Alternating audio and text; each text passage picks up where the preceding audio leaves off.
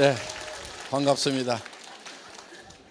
자, 오늘 여기 이제 많은 분들이 오셨는데 저희 회사에 대해서 여러분들이 이제 얘기를 들으셨습니다.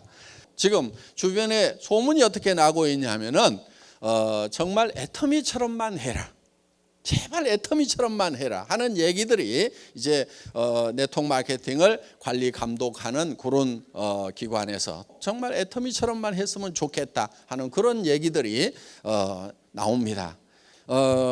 그러면 이 회사는 잘 나가는데 그럼 여러분들은 어떻게 할 거냐 하는 거예요. 여러분들도 이 회사와 더불어서 다 성공자가 되어야 될 거다 하는 겁니다. 그러면은 성공자가 되려고 하면은 어떻게 해야 되는가 하는 거예요. 어떻게 해야 되는가 하는 거예요. 자, 많은 사람들이 되게 0세에서부터 시작을 해서 30세까지는 되게 공부를 합니다. 인생을 준비를 합니다. 30에서 한 60세까지는 대개 일들을 합니다. 그리고 60에서 90세까지는 노후를 보내게 된다 하는 겁니다. 그런데 요즘에 이 60세쯤 됐을 때 결산을 해봤더니 1%만이 성공자가 되었더라, 즉 부자가 되었더라 하는 거예요. 4%의 사람들은 경제 문제를 해결을 했는데 부자는 아니더라 하는 거예요. 그리고 나머지 10%의 사람들은 계속해서 하루 벌어서 하루 먹고 사는 일당벌이를 하고 있더라 하는 거예요. 15%의 사람들은 타계를 했더라 하는 거예요. 그런데 나머지 70%의 사람들은 일도 없고 돈도 없던 상태에서 노후를 맞이하게 되더라 하는 거예요. 자, 우리 주변을 보면은 대개 1% 정도 100명 중에 1명이 성공을 했습니다. 그런데 95%의 사람들은 대부분 다 실패를 하고 있다 하는 거예요. 경제적인 측면에서 봤을 때. 그러면은 왜 30년씩이나 평균적으로 공부를 하고 30년씩이나 나름대로는 열심히 일을 했음에도 불구하고 이렇게 많은 실패자들이 나오는가 하는 거예요. 자, 이때까지 성공을 못하게 되면 어떤 문제가 있냐면은 노후라는 30년의 세월을 이제 어떻게 보낼 것인가 하는 심각한 문제가 발생을 하게 된다 하는 거예요. 나이를 먹으면은 반드시 또 따라오는 게 있습니다. 뭐가 따라오죠? 질병이 따라오죠. 질병이 따라와서 병들고 돈이 없으면은 정말 악몽 같은 세월이 될 수가 있다는 거예요. 그런데 요즘에 흉흉한 소문이 돕니다. 120세까지 살지도 모른다는 이런 소문이 슬슬 지금 나기 시작을 해요. 그러면은 무려 60년이라는 세월을 돈 없이 병든 상태에서 보내야 된다고 하면은 이거는 몹시 끔찍한 일이고 본인만 불행한 것이 아니고 주변 가족들까지도 다 불행해지는 그런 사태를 맞이하게 된다. 그런데 카네기라는 사람이 있습니다. 철강왕 카네기가 아주 가난한 집의 아이로 태어났는데 부자가 됐어요. 그리고 지금 카네기 재단을 만들어서 세계 곳곳에 온정의 손길을 지금도 펼치고 있습니다. 그 카네기라는 사람이 늙어서 자기가 인생을 이렇게 돌아보니까 자기가 우연히 성공자가 된 건지 아니면은 자기가 다시 가난한 집의 아이로 태어난다고 하더라도 다시 성공자가 될 수 있는지 곰곰이 생각을 해본 거예요. 생각을 해보니까 자기는 다시 가난한 집의 아이로 태어나더라도 틀림없이 성공자가 될 수가 있겠더라 하는 거예요. 그거를 10번을 반복한다고 그러더라도 자기는 10번을 다 성공할 수 있고 100번을 가난한 집의 아이로 태어나더라도 반드시 100번 다 부자가 되겠다는 확신이 있었던 거예요. 그러면은 다른 사람들은 왜 성공을 못하는가? 곰곰이 생각해 보니까 성공하는 방법을 모르더라 하는 거예요. 성공하는 방법, 성공의 법칙을 모르더라 하는 거예요. 그러니까 성공해도 법칙이 있다 하는 겁니다. 법칙이라는 것은 예를 들면 이런 게 법칙입니다. A 플러스 B는 C가 나온다. 그러면은 A하고 B만 플러스하면 항상 C가 나오면 이거를 법칙이라고 얘기를 한다 하는 거예요. 그러면은 자기는 A하고 B만 하면 항상 성공자가 될 수가 있는 요 법칙 공식을 알고 있다 하는 거예요. 그러면은 이 성공의 법칙이라는 것이 누가 어떻게 만든 거냐? 이거는 누가 만든 것이 아니고 원래 있는 거다 하는 거예요. 그래서 이런 것을 뭐라고 얘기하냐면은 정북향의 원리다 이렇게 얘기를 합니다. 정북향의 원리. 이거는 스티븐 코비라는 사람이 쓴 말입니다. 성공하는 사람들의 7가지 습관을 썼던 스티븐 코비가 쓴 말인데, 정북향의 원리라고 하는 것은 북쪽이라는 것이 이미 정해져 있다. 법칙이라는 게 이미 정해져 있다. 그리고 이런 것을 뭐라고 그러냐면 자연 법칙이라고도 얘기를 합니다. 그러니까 이미 정해져 있다 이거예요. 해는 동쪽에서 서쪽으로 지고 물은 높은 곳에서 낮은 곳으로 흐르게 되어 있다 하는 거예요. 이런 걸 또 농장의 법칙이라고도 얘기를 합니다. 농장의 법칙. 자, 농부가 농사를 지을 때는 자연 법칙에 따라 가지고 농사를 짓는다 하는 거예요. 자기 마음대로 농사를 짓는 게 아니고 반드시 농부는 자연 법칙에 맞춰서 농사를 짓는다 하는 거예요. 그럼 농부가 맨 먼저 하는 것이 무엇인가 하는 거예요. 어떤 사람들은 이렇게 얘기합니다. 씨앗을 준비한다. 또 어떤 사람은 아니다. 농토가 있어야 되니까 땅을 준비한다. 아니다. 어떤 사람은 씨앗도 사고 농토도 살려면 돈이 있어야 되니까 돈을 농자금부터 준비한다. 여러 가지 얘기를 하는데 실제로 농부가 맨 먼저 하는 것은 무엇을 얼마만큼 거둘 것인가.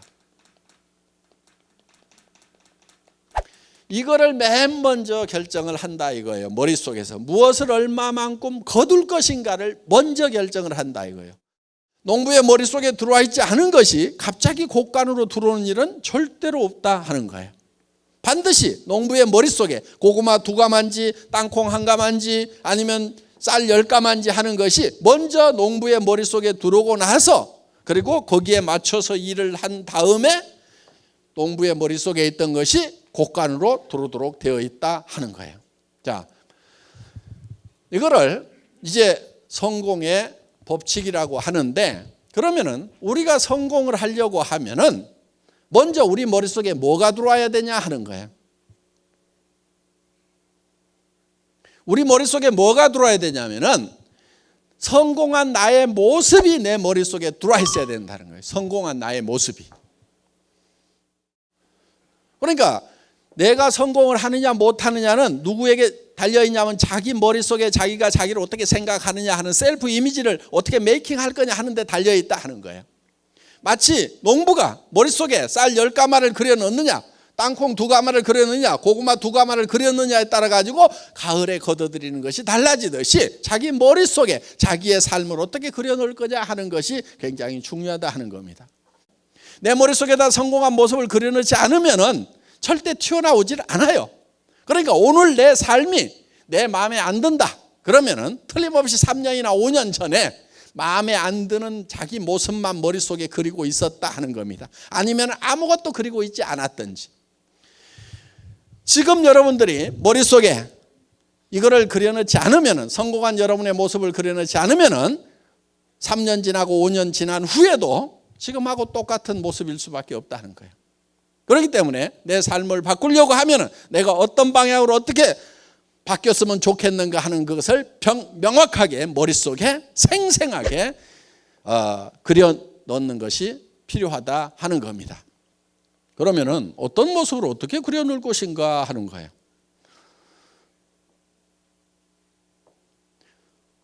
생각이 좀 복잡하죠?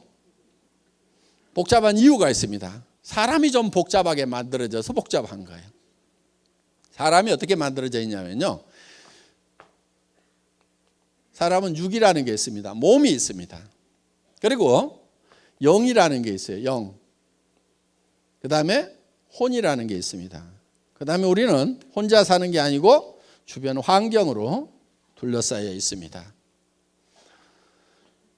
이 육이 요구하는 것, 영이 요구하는 것, 혼이 요구하는 것, 주변 환경이 요구하는 것이 각각 다릅니다. 이거를 우리는 다 만족시키고 살아야만 된다 하는 거예요. 이게 욕구라는 건데, 우리 육이 요구하는 것은 첫째는 건강하고 오래 사는 거예요. 그리고 건강하고 오래 사는데 찢어지게 가난하면은 만족스럽지가 못하죠. 그러면은 풍요롭게 사는 욕구를 가지고 있다는 거예요. 한마디로 얘기하면은 잘 살며 잘 살아야 되는 거예요. 우리의 영은 보통 영과 혼이 같은 걸로 영혼 이렇게 묶어서 생각을 하는데, 이거는 영과 혼은 분명히 구별이 됩니다. 스피릿, 소울 구별이 되는데, 그럼 영은 뭐고 혼은 뭐냐 하는 거예요. 이 영은 동물하고 사람하고를 구별짓는 가장 중요한 포인트가 될 수가 있어요. 동물은 혼은 있는데 영이 없어요. 영은 예를 들면은 시간에 관한 개념이라든가, 성경에 보면 영혼을 사모하는 마음을 주셨도다 하는 게 있어요. 그래서 이 시간에 관한 개념, 영혼을 사모하는 마음이 있다 하는 거예요. 그리고 이거는 양심에 관한 거예요. 양심. 이 양심은 동물에게는 없어요. 사람에게만 있어요. 이웃집 개가 이웃집 아저씨 다리를 물어버렸어. 그러더니 저녁에 가가지고 내가 좀 참을 걸 그러면서 후회하고 있는 개 보셨어요? 전혀 양심의 가책을 안 느낍니다. 그런데 사람은 아무리 악한 사람이라도 이 양심의 가책을 느끼게 돼 있어요. 물론 양심도 계속 무시하면은요, 양심이 무뎌지기는 해요. 그래서 성경에 보면 양심이 화인 맞았다, 불도장을 맞았다 이런 얘기는 있는데, 여러분들이 양심을 계속 닦으면은 양심이 계속 빛나면서 이 양심이라는 것이 모든 것을 분별하는 기준 역할을 하는 거예요. 그래서 우리는 양심에 따라서 살고 싶다. 그리고 우리는 창조주를 사랑하고 사랑받고 싶은 욕구를 가지고 있어요. 바로 사람이 영적인 요소를 가지고 있기 때문에 그렇다는 겁니다. 혼은 미지의 세계에 대해서 알고 싶은 지적 욕구가 바로 여기에 해당이 됩니다. 사람은 배우지 못하면 한이 맺히게 돼 있어요. 아무리 돈이 많아도 내가 무식하다, 배우지 못했다, 그러면 죽을 때 한이 맺히게 돼 있어요. 그리고 희노애락을 느끼는 것이 바로 이 혼의 부분입니다. 희노애락. 그러니까 희노애락을 느끼는데 평온한 감정을 가지고 살아가고 싶은 욕구를 우리는 반드시 가지고 있다 하는 거예요. 그래서 이 평안해야 되는 거예요, 마음이. 동물도 희노애락이 있습니다. 밥 주는 주인한테는 꼬리 살살살살 흔들어요. 무슨 뜻이에요? 기쁘다 하는 거예요. 기쁘다. 밥 먹을 때 건들면 노합니다. 예. 그래서 이 희노애락이 있고, 그 다음에 지식도 있어요. 기억력도 있고, 주인인지 도둑놈인지 다 구별하고, 이렇게 다 숫자도 가르치면은 야 3번 물어와, 5번 물어와 이렇게 하면은 가르치면 이런 것도 배우긴 배워요. 사람보다 지능이 좀 떨어지긴 하지만은. 그러니까 동물도 혼은 있다 하는 거예요. 그래서 이거는 이제 배우고 싶은 욕구를 가지고 있다 하는 거예요. 우리는 배우지 않으면 안 된다는 거예요. 그리고 우리는 주변 환경에 대해서 공헌하고 싶은 욕구를 가지고 있다.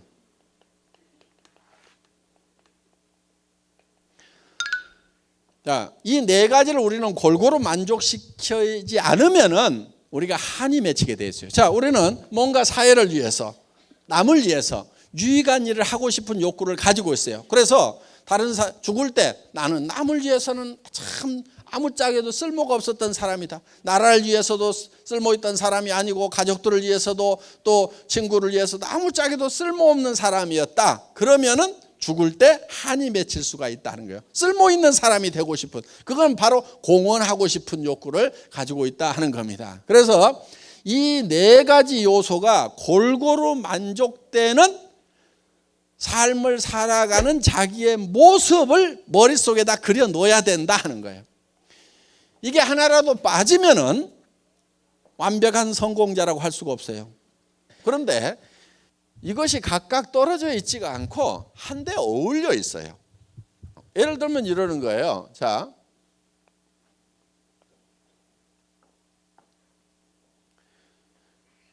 우리의 육이 있습니다. 육은 잘 살며,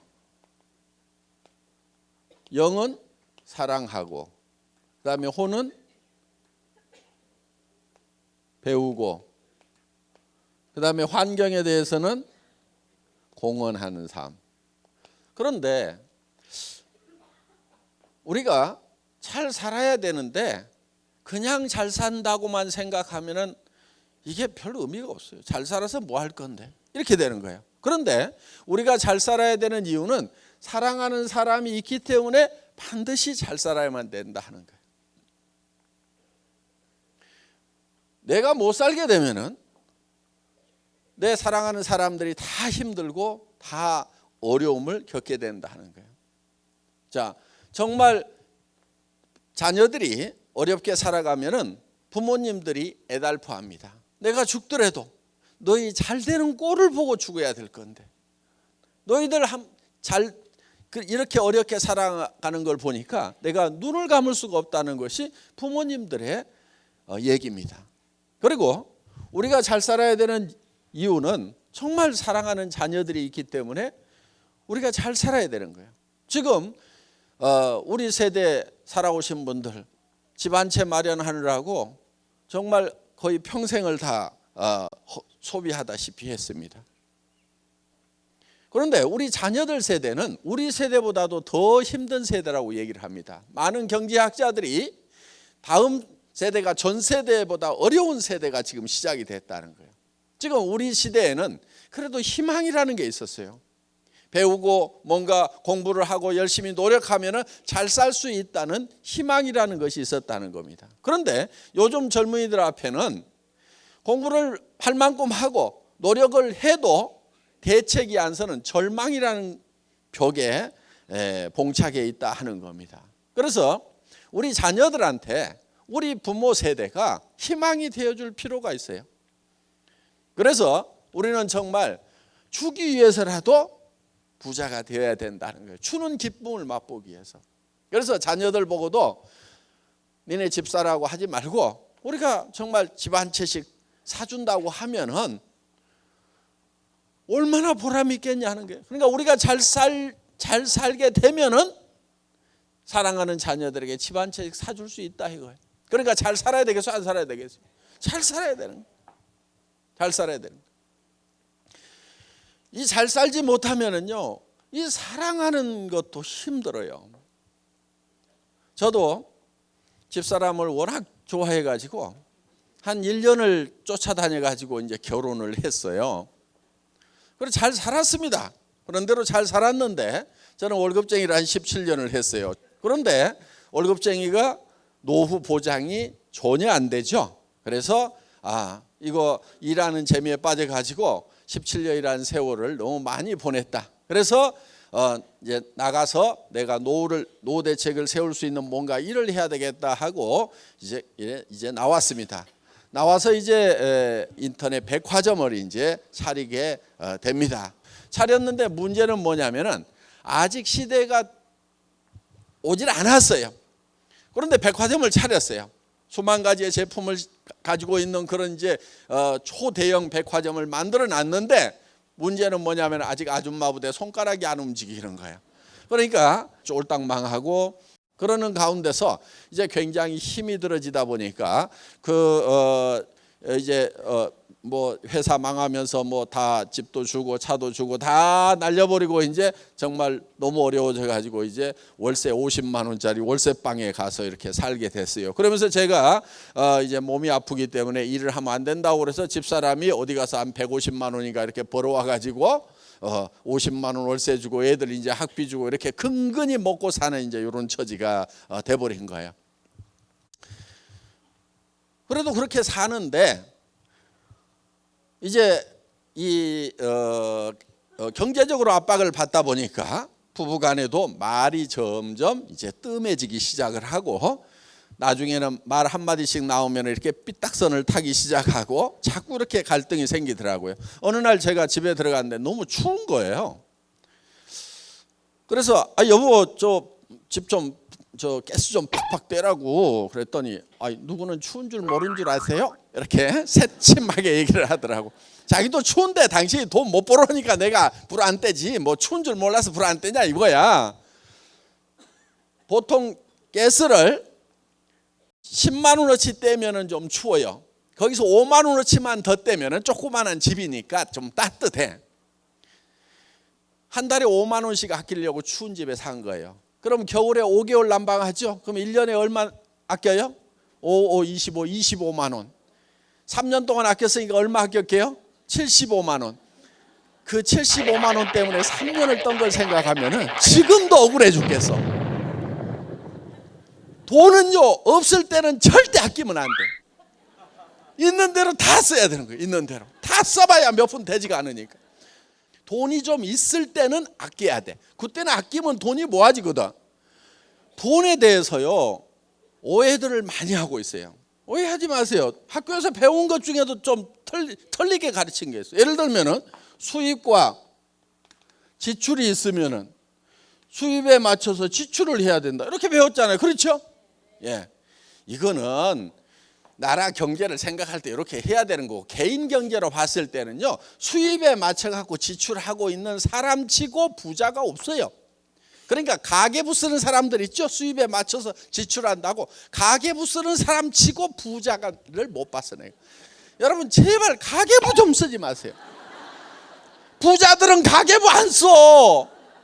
가난뱅이들만 쓰고 있어. 그래 갖고 부자 되느냐? 안 돼. 평생 가계부 써. 또 그거를 또 검사하고 있는 쪼잔한 남편들도 있어. 그 찌질이야, 찌질이. 지금 참 많이 벌어다 주면 왜 이걸 쓰고 있냐고. 조금 벌어다 주면서 그걸 아등바등 쓰고 있는데 제대로 썼는가 안 썼는가 검사하고 있는 그런 찌질이. 아이고, 네. 이렇게 하지 말고요, 부자가 되려면 어떻게 하냐면은 수입 잊어버려. 지출부터 결정을 해. 지출. 내가 어떻게 소비를 하면서 살 건지, 내가 돈을 어떻게 쓰면서 살 건지, 이 지출을 결정을 해보면요, 이게 제법 많아요. 이게 여러분 보통 3천만 원에서요 5천만 원 정도가 매월 있어야만이 부자가 돼요. 이 정도를 지출하지 않으면 이게 별 부자가 아니에요. 그런데 무슨 3천만 원에서 5천만 원씩이나, 난 300에서 500도 못 벌어봤는데 3천에서 5천이 필요하냐고 그러는데, 3천에서 5천이 있어야 부자가 된다 하는 거예요. 300에서 500 벌어갖고는요 노후대책도 안 서고 아무것도 안 돼. 그 찌질이로 사는 거예요. 그런데 많은 사람들이 300에서 700만 벌었으면 소원이 없겠다. 그래서 좋은 대학 가가지고 열심히 박터지게 대기업에 가가지고 결국 버는 게 얼마 버냐? 300에서 700 벌고 있고, 이웃집 애가 300에서 700 버는 일자리 찾았다고 그러면 아이고 걔는 그게 엄친아요. 내 새끼는 왜 이 모양이야 그러면서 쥐어 박잖아. 그런데 300에서 700 벌고 있는 애 별 볼 일 없어요. 노후대책 안 써요. 걔 3천에서 5천은 벌어야 돼요. 매달. 그리고 돈이라는 것은요 평생 버는 게 아니에요. 갈수록 돈 벌 수 있는 기회라는 게 줄어들어요.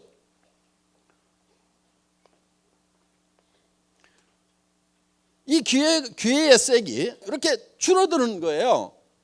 무슨 얘기냐면은 20대 30대 식당에 가면은 주방 서빙을 시켜줘. 그런데 40대 50대에 가면은 뒤에 가서 음식 하라고 주방으로 보내. 배기 싫다고. 60대 50대 60대에 가면은 그릇 깬다고 이것도 안 시켜줘. 그러니까 친척이나 누구 아니면 안 써준단 말이에요. 그러니까 기회라는 것이 점점 줄어들어. 그런데 사람들은 막연하게 뭔가 시간이 지나고 미래가 되면 내한테 좋은 기회가 올 거라는 파랑새만 쫓아가고 있어요. 그렇지가 않아요. 점점 줄어들고 있어요. 그러니까 지금 결판을 내야 되는 거예요. 지금 뭔가를 화끈하게 벌여야 된다 이거예요. 앞으로 뭐 어떻게 될 거다. 그리고 사람은 돈을 버는 때가 있고 번 돈을 쓸 때가 있어야 되는 거야. 돈 쓰는 것도요, 늙어가지고 돈 쓰려고 그래봐. 여행도 다리 썽썽할 때 여행이지, 꼬꾸라져가지고 거기에다가 어디 좋은 경치를 봐도 눈도 침침한데 가면 뭐 하냐고. 어디 맛있는 걸 먹을 때도 이빨이 쏭쏭할 때지. 가가지고 틀니가 많냐 안 많냐 해가면서 맛있는 거 주면 뭐하냐 이거야. 그러니까 이것도 기회가 점점점 줄어드니까 벌려면 1년 2년 3년이라도 빨리 벌고 그래 놓고 그걸 쓰러 다녀야 된다 이거야. 그런데 젊음 다 가도록 이제 벌기만 해. 벌기만 하다가 이제 늙어가지고 이제 있는 돈도 쓰지도 못한다 이거예요. 그러니까 벌 수 있는 시간이 그렇게 길면 안 되는 거예요. 3년에서 5년 안에 평생 쓸 돈을 다 벌거나 아니면은 평생 돈이 들어오도록 시스템을 만들어 놔야 돼. 3년에서 5년 해보고 안 되면 때려치우세요. 그거는 평생 해도 안 돼. 애터미 사업도 3년 5년 지났는데 안 되는 사람들 빨리 때려치우고 집에 가세요. 근데 반성을 한 가지는 해봐야 돼. 진짜로 했는가? 아니면은 발가락만 하나 걸치고 3년 5년 지나갔는가? 그거는 반성을 해야 돼. 근데 진짜로 했는데 양발 다 담그고 진짜로 뛰었는데도 3년에서 5년 했는데 안 됐다 그러면은 가세요 그냥. 그런데 진짜로 했냐 하는 거야. 여러분 돈이 3천에서 5천은 있어야 사람답게 살아요. 부모님한테도 제발 용돈 드리지 말고 생활비를 드리세요. 20만 원 30만 원 보내주고 무슨 애기들이에요. 부모님도 살려고 하면 생활이라는 걸 해야 된단 말이에요. 생활비를 200이든 300이든 400이든 보내드려야 돼. 그래야 뭘 사람답게 살 거 아니에요. 그리고 노인네들 치료비 더 많이 들어가요. 그러니까 우리가 뭔가 돈을 제대로 쓰기 위해서는, 사랑을 하기 위해서는 돈이 있어야 돼. 부자가 돼야 돼. 아니 우리 집사람도 이제 그 가스비 5만 원 가지고 찌고도 이렇게 된 거예요.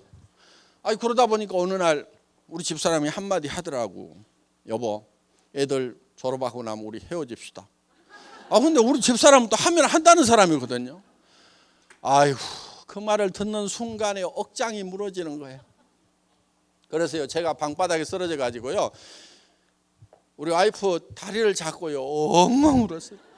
엉엉 울면서 여보 하지 마라, 내가 보낼 수가 없다. 당신 지금 가면은 집도 없고 노후대책 자금도 없고, 여보 가더라도 내가 집도 사주고 노후대책 자금 마련해서 내가 통장에 넣어서 줄 때까지만 좀 참아주면 안 되냐고 다리를 잡고 엉엉 운 거예요. 그랬더니 이렇게 보더니 아이고 어느 천년에요 그러더라고. 지금은 집도 사주고요 통장에 돈도 다 넣어줬는데 간다는 말을 안 해요. 생활의 어려움은요, 정말 사랑하던 사람 사이도 냉랭하게 만들어서, 지금 부부간에도 그냥 사는 사람들 있죠. 그냥 사는 사람들. 그러니까 헤어지는 것도 귀찮으니까 그냥 사는 거예요. 그냥 뭐 복잡하고 절차 복잡하고 뭐하고 아이고 그냥 살자 그래가지고 그냥 아무 생각 없이 그냥 살아. 집에 들어가도 아무 감동도 없고 나와도 아무 감동도 없고 그냥 살아. 그냥 삶이 얼마나 된다고. 그 젊은 날에 그렇게 뜨겁게 사랑하고 좋아해서 결혼을 했으면은 그 짧은 인생 얼마 안 되는 동안에 그 나이를 먹을수록 그 사랑이 더 아름답게 숙성이 돼가야 되는데 그렇지를 못해요. 그 원인 중에 하나가 보면 경제적인 이유 때문에 그러는 경우가 많아요. 결혼할 때는 당신 내하고 결혼만 해준다고 하면은 진짜 손끝에 찬물 한 방울 안 묻히도록 해주겠다고 그래가지고 구애를 해서 결혼을 해놓고 나중에는 왜 찬물 안 묻히게 해준다고 그러더니 어쩌고 저쩌고 그러면은 고무장갑 하나 사주면서 이거 끼고 하면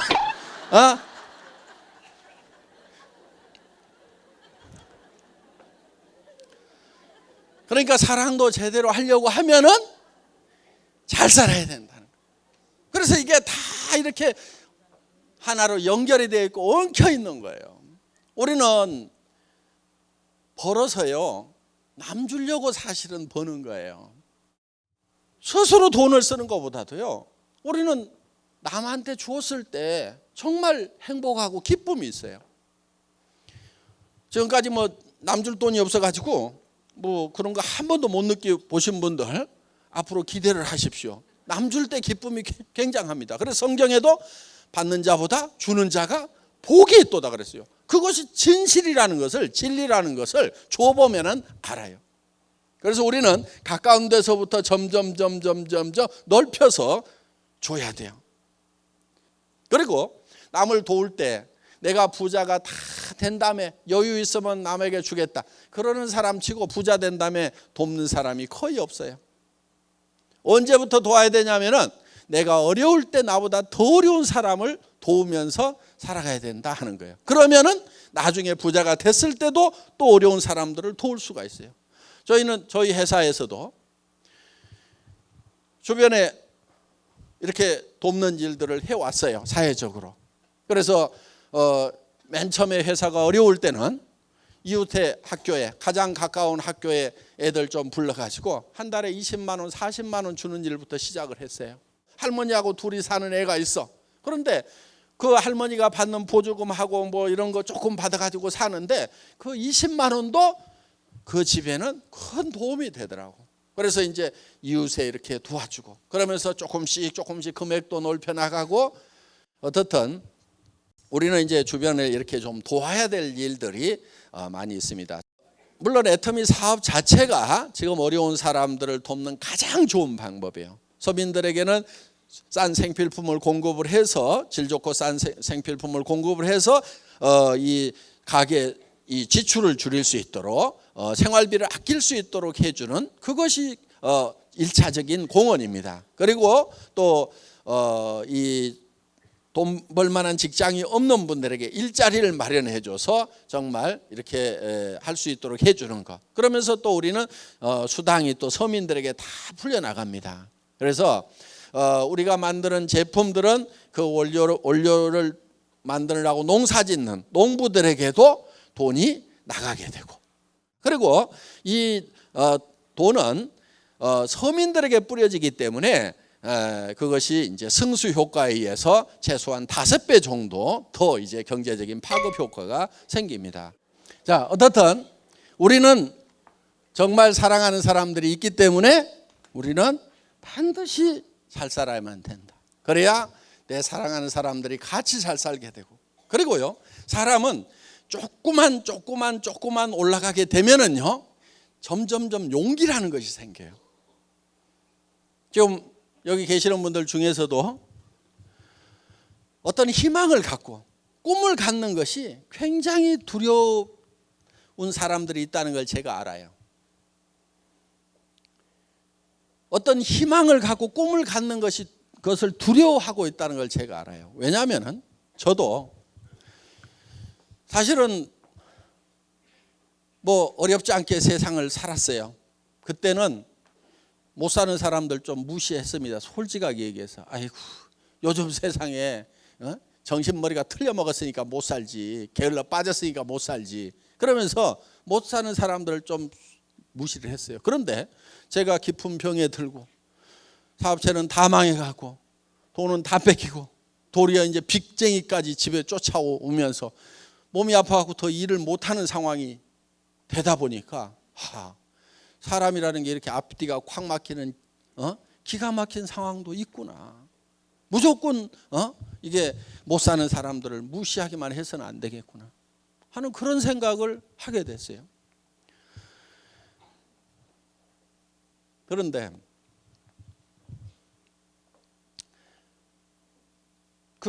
그런 어려운 상황이 이렇게 되다 보니까 정말 희망을 갖는 것이 굉장히 두렵더라고요. 정말 절망밖에 없었어요. 그런데 제가 어느 책에서 보고 애우고 있었던 규절이 있었어요. 희망이 없을 때 유일한 희망은 희망을 갖는 것이다. 희망이 없을 때 가져야 되는 것이 희망인 거예요. 희망마저 갖지 못하면 아무런 희망이 없는 거예요. 유일한 희망은 희망을 가지고 있으면 희망이 있어요. 절망 속에서도 희망을 가져야 되는 거예요. 그런데 제가 봤을 때는요, 그 희망의 불빛이 아주 조그맣게 보이는 거예요. 정말 캄캄한 동굴 속에 갇혀 있는 듯한. 몸은 병들고 가진 것은 아무것도 없고 더 이상 이제 목숨이 얼마를 부지할지를 모르는 그런 상황에서, 그런데도 저는 그 희망의 불빛을 향해서 가야만 했어요. 왜? 사랑하는 사람들이 있기 때문에. 그런데 그 희망을 가지고 그 희망의 불빛을 향해서 한 발 한 발 옮겨가니까 그 작은 불빛이 점점 커지더라 하는 거예요. 우리는 희망을 향해서 다가가지 않으면 그 희망이 커지질 않아요. 그 불빛이 점점 커지더니 어느 순간에 이제 동굴 밖으로 나오고 온 천지가 밝은 광명으로 가득 찬, 정말 희망만이 가득 찬 그런 세계로 내가 나올 수가 있더라 하는 거예요. 그래서 정말 절망의 깊은 동굴 속에 갇혔을 때는 정말 희망을 갖는 것도 얼마나 용기가 필요한 건지, 얼마나 두려운 건지. 용기라는 것은 두려워하지 않는 것이 용기가 아니고, 두려움을 알지만은 그 두려움 앞에 맞서는 것이 진정한 용기다 하는 겁니다. 그래서 여러분, 희망이 없을 때, 마음속에 절망밖에 없다고 생각하고 나는 아무것도 해낼 수 없다고 생각하는 이 순간에도 여러분들이 가져야 될 것은 희망이라는 거고, 그 희망의 불빛을 향해서 우리는 한 걸음 한 걸음 옮겨 나가야 된다는 겁니다. 그러면은 그 희망이 점점 커지고 우리는 밝은 광명으로 나갈 수 있고, 다른 사람들에게 희망의 이제 빛을 전해주는 사람으로 바뀔 수가 있다는 거예요. 자, 우리는 그래서 정말 사랑하는 사람들이 있기 때문에 우리는 잘 살아야 되고, 또 잘 살려고 하면은 배워야 됩니다. 여러분들은 이제 밤늦게까지 지금 이렇게 또 배우고 계시는 거예요. 그래서 정말 잘 살아서 사랑을 베풀면서 나눠주면서 살아가는 그런 나 자신의 모습을 우리가 머릿속에 한번 그려보자 하는 거예요. 그래야만이 내 머릿속에 그게 만들어져야 2년이고 3년이고 5년 후에는 밖으로 튀어나오는 거예요. 그런데 이거를 그려 넣기만 하면 되느냐 하는 거예요. 된다 하는 거예요. 왜냐하면 우리의 몸이라는 것은 우리 머릿속에 그냥 그리는 거하고 실제로 벌어지는 상황을 구별을 못하는 특징이 있어요. 우리 머릿속에 이걸 그려 넣기만 하면은 우리 몸이 변하고 바뀌어 버리는 거예요.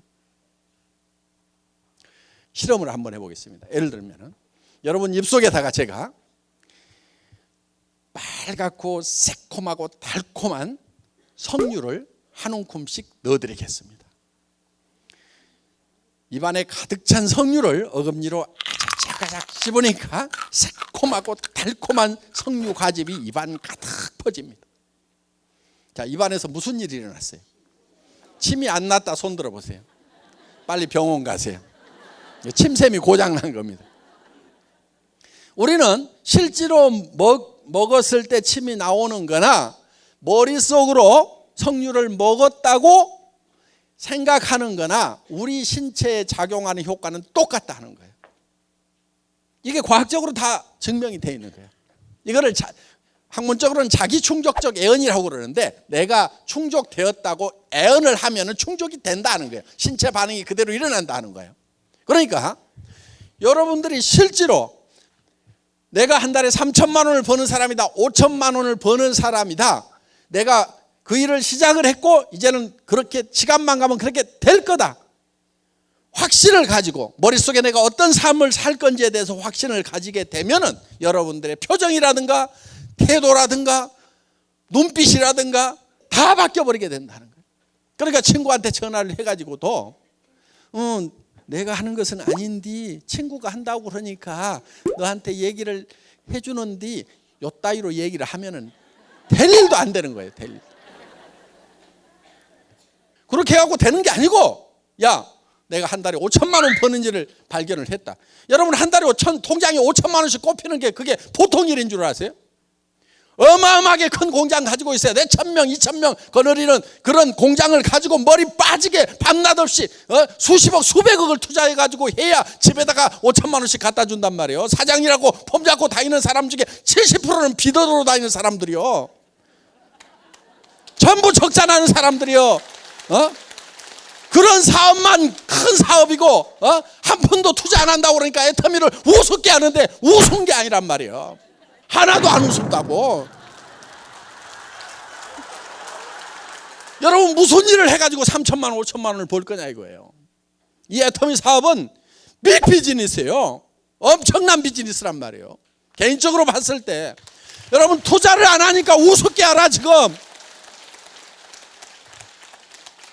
그리고 무슨 고시 보듯이 특별한 시험을 봐가지고 능력자만 뽑는 게 아니고 아무나 오세요 그러니까 이게 아무 것이나 되는 줄 알아 이게 이 일이 보통 일이 아니란 말이에요. 지금 엄청난 일을 지금 여러분들이 시작을 한 거예요. 근데 표정들이 왜 그래? 엄청난 걸 발견한 것 같지가 않아 지금.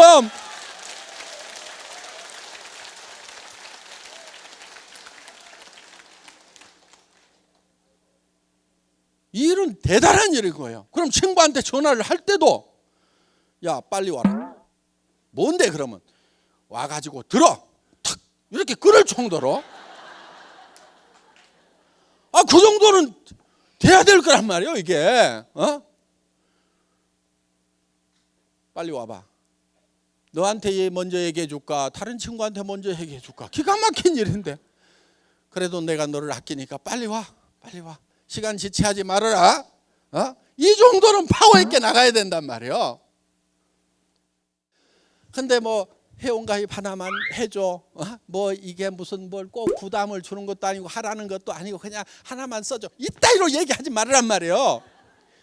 이게 엄청난 일인데 너 지금 안 하면은 너 저 밑으로 갈래? 너 위에 있을래? 너 한 단계가 너 얼마나 차이 나는 줄 알아? 하면서 큰 소리를 빵빵 쳐가면서 해야 될 일이란 말이에요. 그게 여러분들이 진짜 3천만 원을 벌고 5천만 원을 버는 일이라고 믿으면은 그게 소리가 나오는 거예요. 그게 저는요 이 회사 시작하면서요 첫 세미나에 17명 모아놨어. 그 첫 세미나에서 제가 5시간 6시간 동안을 여러분들 크라운 마스터가 되면은 에쿠스를 한 대 주겠습니다. 그리고 돈을 3억을 주겠습니다. 그렇게 얘기를 했어요. 그리고 임페리얼 마스터 최고 직급에 가게 되면은 현금을 축하금으로 10억을 주겠다. 그리고 매달 5천만 원씩을 들고 에쿠스 리무진을 새로 또 한 대 주겠다. 오피스텔 50평짜리를 임대해가지고 회사에서 임대료 물고 그냥 쓰도록 해주겠다. 바닥에는 카페트 쫙 깔아주겠다. 발목까지 빠지는 카페트. 그거를 발표를 했어요. 그런데 그때 내가 타고 간 차는 280만 원짜리 중고 카니발이요. 280만 원짜리 중고 카니발을 타고 가가지고 에쿠스를 주겠다. 아마 똑똑한 사람이 있었으면은 니나 잘해라 니나 그랬을 거야. 그런데 거기 모인 사람들이 하도 큰 소리를 치니까 정신이 나가가지고 지금까지 따라와서 지금 성공을 한 거예요. 제정신이 아니어야 돼. 성공은 제정신으로 하는 게 아니에요 여러분. 미쳐야 돼. 미쳐야만 목표에 미칠 수가 있어요.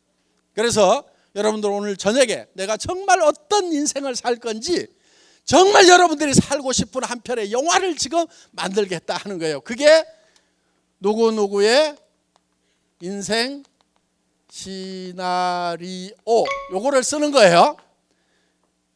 양식을 나눠드리는데 다 씁니다. 쉬워요. 자, 그 양식을 보면은 이런 수레바퀴 같은 게 있어요. 자, 우리가 요 4가지 요소를 반드시 여기다가 한 번은 들어가게 해야 되는 거예요. 그래야 균형 잡힌 삶이 되겠죠? 자, 6 그러면은 잘 살아야 된다. 잘 산다고 하는 것은 경제적으로 풍요로워야 되겠죠. 그러면은 여기 주택 문제 대개는 해결이 잘 안 돼 있습니다. 그 다음에 건강 장수를 해야 되니까. 그 다음에 또 뭐 자동차 요즘 필수품이죠. 사랑하고 효도 배우고 자녀 교육 여행도 좀 풍요로운 삶을 살기 위해서는 여행도 좀 해야 되겠다. 그럼 이런 항목들은 자기가 결정을 하세요 되게.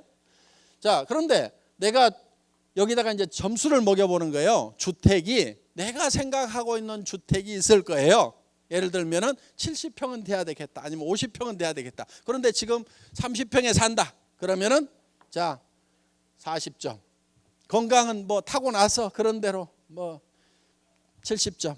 자동차는 영 마음에 안 들어. 예를 들면 지금 최소한 에쿠스는 타야 되는데 지금 타고 다니는 게 소나타 9형 타고 다니고 있어.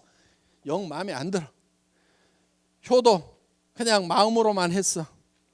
자녀 지네가 알아서 좀 어떻게 해줬어. 봉사는 거의 못했어. 현금도 거의, 여행은 뭐 어떻게 뭐 신혼여행은 갔다 왔으니까 뭐 이렇게 해서 이거를 이렇게 연결을 해보세요. 이걸 연결을 이렇게 하면은 요게 자기 인생 수레바퀴예요. 이게 찌그러지고 적으면은 잘 안 굴러가는 인생을 살고 있는 거예요. 그러면 이게 10점 만점이 되려고 하면은 이 10점 만점을 연결하면 이렇게 고단한 수레바퀴가 잘 굴러가는 수레바퀴가 되는데, 내가 10점 만점이 되려고 하면은 어떻게 하면 되는지를 이 네모칸에다가 써주라 하는 거예요. 여기다가 자 이렇게 쓰는데, 예를 들면은 쓸 때 구체적으로 쓰라 이게요. 구체적으로. 내가 살고 싶은 집, 어디 살고 싶으냐니까 좋은 집이요. 이런 분들이 있어. 그럼 집 사러 가가지고 부동산에서 무슨 집 보러 오셨어요? 그랬더니 좋은 집이요. 이 사람 집 살 사람이에요? 안 살 사람이에요? 살 사람 아니에요. 내가 살고 싶은 집이 단독주택인지 아파트인지 연립주택인지 방은 몇 개인지 화장실은 몇 개인지 가격은 얼마에서 얼마 사이인지 몇 평인지 요게 딱 나와 있어야 된단 말이에요. 그럼 여기다가 그걸 적으라 이거예요. 그래서 구체적으로 적으라 이거예요. 그 다음에 가격을 적으라 이거예요. 가격을. 그게 얼마짜리인지. 무슨 차 타고 싶으냐고 그러니까 페라리요. 그러는데 페라리가 얼마인지도 몰라. 7천만 원인지 6천만 원인지 3억은 줘야 돼요. 그러니까 페라리 그러면 가격이라도 알고 타겠다고 해야 된다 하는 거예요. 그 다음에 세 번째가 기한을 적으라 이게. 기한. 언제까지 하겠다. 그러니까 내가 70평짜리 집을 언제까지 사겠다고 적어야지, 그냥 세월을 가거나 말거나 그러다 꼴딱 죽어버리면 그게 그냥 물거품이 돼버린다는 거예요. 그러니까 내가 3년, 5년, 7년 안에는 내가 반드시 사겠다. 기한을 정해야 되는, 기한을. 요 세 가지를 꼭 유념을 하시라 하는 거예요. 자, 우리는 정말 균형 잡힌 삶을 살기 위해서 이 인생 시나리오를 작성을 하는 겁니다. 자, 예를 좀 보여주세요. 선배들 중에 이렇게 작성한 사람들이 있습니다. 그래서 예를 들면 지금은 17평 임대 아파트에 살고 있지만 3년 뒤에는 상도동 사거리에 있는 42평 방 4개 욕실 2개 있는 4억 3천만 원짜리 동양 빌라 5층으로 이사한다. 이렇게 구체적으로 나왔죠. 예, 정말 이런 삶을 살아가는 내 모습이 내 머릿속에 들어가게 되면은, 내 행동이 바뀌고 표정이 바뀌고 말이 바뀌고 다 바뀌게 돼 있어요. 그래서 이거를 실행할 수 있는 힘이 나오게 되어 있다 하는 겁니다. 그러니까 우리는 어디에 있어야 되냐면은 내가 살고 싶은 삶이라는 영화를 내 머릿속에서 만들고 그 영화 속에 살고 있어야 돼요. 언제까지? 그 영화가 현실이 될 때까지 우리는 계속 그 영화 속에 있어야 된다는 거예요. 비전 속에, 영화 속에 계속 살다 보면 이 현실이 끌어 올라가게 되어 있다는 겁니다. 여러분 이거를 믿어야 되는 거예요.